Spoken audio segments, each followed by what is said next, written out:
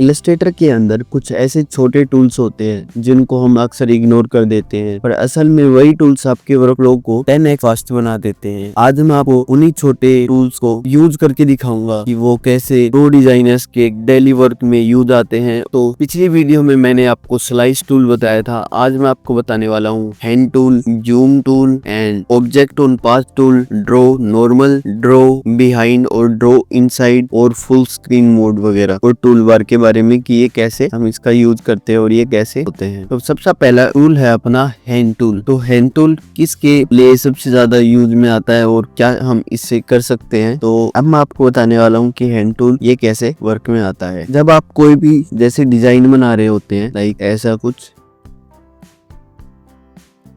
आपने ऐसा कुछ डिजाइन बनाया, या फिर आप किसी ऑब्जेक्ट या किसी कार्टून वगैरह की ट्रेसिंग कर रहे हैं पेन टूल से, तो आपको बार बार में अपनी स्क्रीन को पेन करना पड़ता है। तो वो आप कैसे करेंगे, आप हैंड टूल को लेके और ऐसे आप इसको ऐसे कर करके देखेंगे तो आपको मतलब पता लग जाएगा और आप आराम से अपने पूरे स्क्रीन को कहीं पे भी पेन कर सकते हैं। तो इसलिए अपना हैंड टूल यूज में आता है।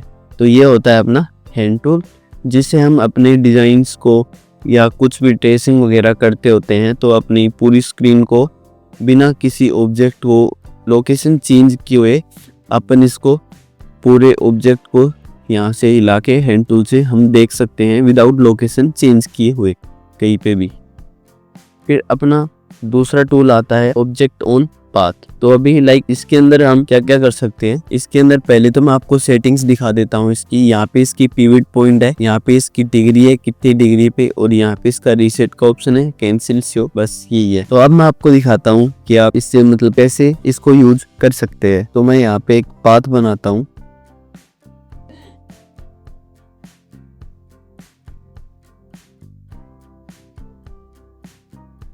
ये मैंने पाथ बना लिया है।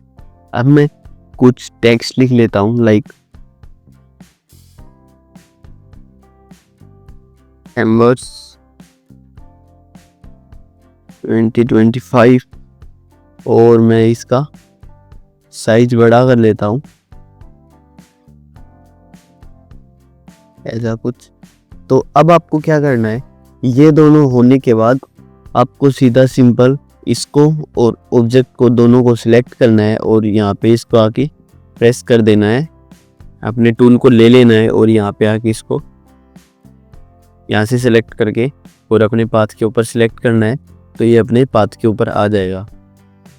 अभी ये तो आ गया अपना पाथ के ऊपर। अब हम यहाँ से जो अपने रोटेट की जो भी प्रॉपर्टी देखी थी, अब हम यहाँ पे इसकी ये रही वो प्रॉपर्टी, हम यहाँ से भी इसको रोटेट कर सकते हैं अपने हिसाब से।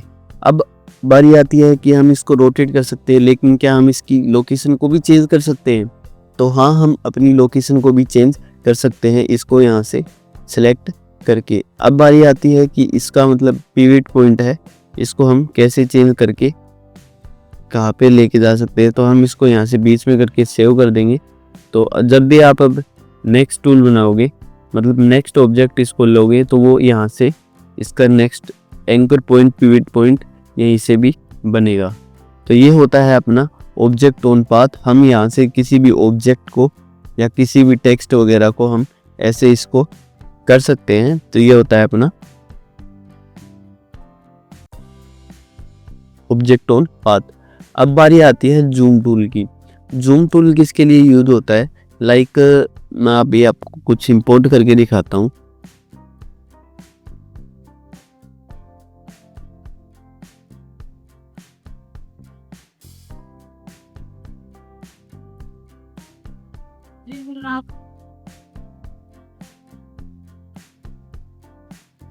जैसे मैंने ये इमेज इंपोर्ट कर ली है, अब मैं आपको बताता हूँ कि आप जूम टूल क्यों यूज करते हैं। जैसे मैंने ये ले लिया, तो आप जब आप ट्रेसिंग कर रहे होते हैं तो मतलब आपको जूम इन जूम आउट की ज़रूरत पड़ती है जब आप पेन टूल से इसकी इमेज की ट्रेसिंग करते हो या फिर कुछ भी बारीक चीज़ में आप वर्क करते हो। तो आप इसको ऐसे करके पेन करके बड़ा छोटा कर सकते हैं ऐसे करके।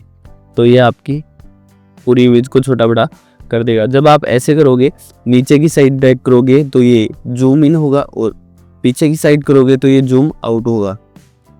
आप होल्ड प्रेस करके करोगे तो ये जूम माइनस होगा, और विदाउट होल्ड करोगे तो ये जूम इन होएगा। ये होता है अपना जूम टूल। और जब आप जैसे अभी यहाँ पे आ गए, आपको इसकी बिना लोकेशन चेंज किए आपको अब इसको दूसरी साइड का हिस्सा देखना है, तो हम यहाँ से हैंड टूल लेके ऐसे करके अपना हैंड टूल से हम देख सकते हैं कि कहाँ पे क्या हो रहा है। और जेड प्रेस हो, जेड शॉर्टकट की होती है अपनी जूम टूल की, और हैंड टूल की होती है अपना स्पेस बार। तो अब ये हो गया। अब हम इसको माइनस करना चाहते हैं तो हम यहाँ से ऑल्ट प्रेस करके भी माइनस कर सकते हैं ऐसे, और सिंपल ऊपर की साइड ड्रैग करके भी इसको माइनस कर सकते हैं। ये होता है अपना जूम टूल। अब बारी आती है अपने ड्रॉ नॉर्मल, ड्रॉ इनसाइड और ड्रॉ बिहाइंड। ये कैसे वर्क करते हैं। तो मैं आपको एक ऑब्जेक्ट बना लेता हूँ, जैसे ये, इसका मैं कलर चेंज कर लेता हूँ ऐसा। ये मैंने एक ऑब्जेक्ट बना लिया है। अब मैं आपको एक और ऑब्जेक्ट इसके अंदर, यहाँ से मैं उसका कलर कर लेता हूँ ऐसा ग्रीन टाइप का कुछ पेंसिल। पहले मैं इसको सेलेक्ट से हटा देता हूँ। अब मैं इसका ये मैंने सेलेक्ट कर लिया है। अब मैं आपको आगे का प्रोसेस दिखाता हूँ कि ड्रॉ नॉर्मल, ड्रॉ बिहाइंड और ड्रॉ इनसाइड में क्या क्या फ़र्क रहता है। तो ड्रॉ नॉर्मल और ड्रॉ बिहाइंड, ड्रॉ इनसाइड की शॉर्टकट की होती है शिफ्ट डी। आप यहाँ से शिफ्ट डी करके इसको बार बार में स्विच भी कर सकते हैं और इनको सिलेक्ट भी कर सकते हैं। तो सबसे पहला आता है अपना ड्रॉ नॉर्मल। तो हम इसका कैसे यूज कर सकते हैं। तो ड्रॉ नॉर्मल क्या करता है, आप जब भी कोई ऑब्जेक्ट बनाओगे और उसके बाद में आप और ऑब्जेक्ट बनाओगे तो ये इसके ऊपर बनेगा ऐसा। ये इसके ऊपर सारे ऑब्जेक्ट, जो अपना पहला ऑब्जेक्ट होता है, ये बार बार अपने ऑब्जेक्ट के ऊपर ऊपर ऊपर ऊपर लेयर वाइज बनते रहेंगे। मैं आपको दिखाता हूँ। जैसे मैंने अभी ये वाला ऑब्जेक्ट बना दिया, अब मैं दूसरा ऑब्जेक्ट बनाता हूँ इसका कलर चेंज करके ऐसा। तो ये इसके ऊपर आ गया ऐसा। अब मैं अगर दूसरा ऑब्जेक्ट बनाता हूँ ये करके, और अब मैं ये बनाता हूँ ऐसा, तो ये इसके ऊपर आ गया। तो ये होता है अपना ड्रॉ नॉर्मल, जो सबसे पहले लेयर होगी वो सबसे नीचे चली जाएगी बाद में, और फिर आप बनाते जाएंगे तो वो ऊपर ऊपर ऊपर ऊपर ऐसे बनती रहेगी। ठीक है। तो ये होता है अपना ड्रॉ नॉर्मल मोड, जिसकी शॉर्टकट की होती है शिफ्ट डी। अब मैं आपको लेके चलता हूँ अपने नेक्स्ट वाले टूल की तरफ, जो है ड्रॉ बिहाइंड। ये कैसे वर्क करता है, आपको पता लग गया होगा कि ड्रॉ बिहाइंड से ही कि ये कैसे वर्क करेगा, बट मैं आपको दिखा देता हूँ ये कैसे वर्क करेगा। जब भी आप अपना कोई भी ऑब्जेक्ट बनाओगे तो उसके बाद में आप ऑब्जेक्ट बनाओगे तो वो उसके नीचे बनेगा। अभी मैं इसके नीचे ऑब्जेक्ट, कुछ भी ऑब्जेक्ट बनाने की ट्राई करता हूँ। तो ये एक मिनट, पहले हमने यहाँ से सिलेक्ट नहीं किया, यहाँ से हम अपना सिलेक्ट कर लेंगे ड्रॉ मोड, और अब करेंगे तो ये इसके नीचे ही बनेगा। अब अगर आप कुछ भी और भी बनाओगे, और शेप्स या फिर और कलर से आप शेप्स बनाओगे, ट्राई करोगे, मैं एक इलिप्स बनाना चाहता हूँ, तो ये भी उसके नीचे बनेगा ऐसा।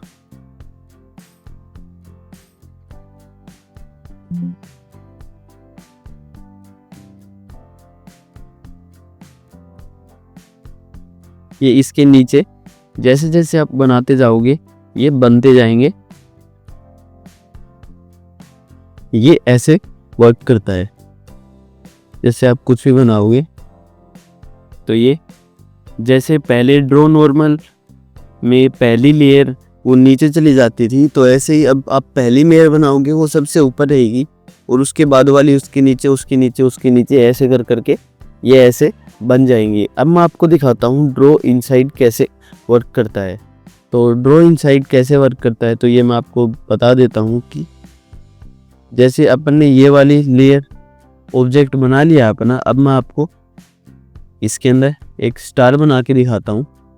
इसका मतलब होता है ड्रॉ इनसाइड का कि ऑब्जेक्ट के अंदर आप कोई भी ऑब्जेक्ट बना सकते हैं इसके अंदर। तो यहाँ से पहले अपने ऑब्जेक्ट को सिलेक्ट करना पड़ेगा, और फिर यहाँ से इसको सिलेक्ट करोगे, और देन आप अब यहाँ पे ये देखो, यहाँ पे इसकी लाइनिंग आ रखी है बॉर्डर, कि आप इसके बाहर कुछ भी नहीं बना सकते हैं। जैसे 1 मिनट में पहले कलर चेंज कर लेता हूँ इसका। मैंने यहाँ से ये कलर कर लिया है।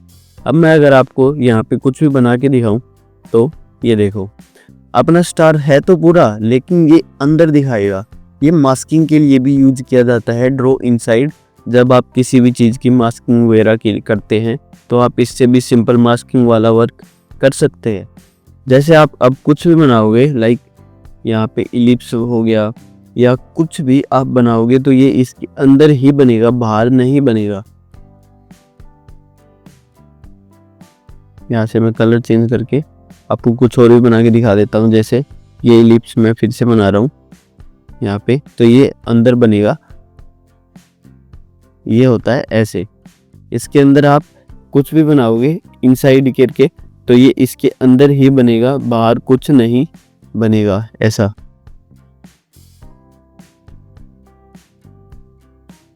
ऐसे करके तो ये इसके लिए वर्क करता है कि ये आप जो भी कुछ भी बनाओगे, ये तीनों का अलग अलग वर्क होता है। जब आप डिजाइन्स या कुछ भी बना रहे होते हैं तो इनकी मदद से आप अपने वर्क फ्लो को बहुत ही ज़्यादा फास्ट कर सकते हैं। तो अब आ रहता है अपना एक और मोड जो होता है screen mode, full screen mode, half screen mode, ये सब चेंज स्क्रीन मोड। इसकी शॉर्टकट की होती है ऐप। आप यहाँ पे प्रेस करेंगे तो ये होता है normal screen mode. Presentation mode में आपको पूरा इसका स्क्रीन का व्यू दिख जाएगा। अगर आप अब यहाँ से आ गए तो आप ESC टाइप करके भी आप इसके बाहर आ सकते हैं, या फिर F प्रेस करेंगे तो इसका मोड और चेंज हो जाएगा। यहाँ पे होता है फुल स्क्रीन मोड। ये देखो यहाँ पे फुल स्क्रीन मोड आएगा बस। और इसके बाद आप यहाँ पे फुल स्क्रीन मोड करके ये ऐसा आ जाएगा। और फिर अगर आप F प्रेस करेंगे तो ये अपना वापस नॉर्मल ऐसे चेंज कर देगा। ऐप से आप बार बार में चेंज कर सकते हैं। तो ये इसके लिए वर्किंग में आता है।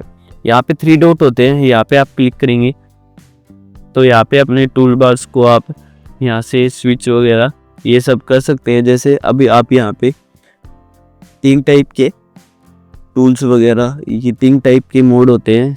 फर्स्ट होता है गेटिंग स्टार्टेड। जब आप स्टार्ट करते हैं अपने इलस्ट्रेटर को तब कुछ आपके सामने ऐसा इंटरफेस आता है। उसके बाद आप बेसिक में ऐसा कुछ होता है, और एडवांस में अपने सारे टूल्स अपन को शो कर दिए जाते हैं जिसके ऊपर अपन वर्क करते हैं। तो ये होता है अपना एडवांस, बेसिक और गेटिंग यूजर का इंटरफेस। तो ये है अपनी आज की वीडियो। अगर आपको वीडियो अच्छी लगी हो तो लाइक करें, शेयर करें, सब्सक्राइब करें। Thank you.